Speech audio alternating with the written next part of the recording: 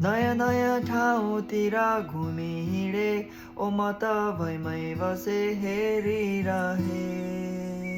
दाइ नयाँ नौलो गाउँ घरको कथा सुने ओ म त सुनिरहे अझ के बेर आफूलाई भुलाउन कोसिस गरेको थिएँ मैले सबै कुरा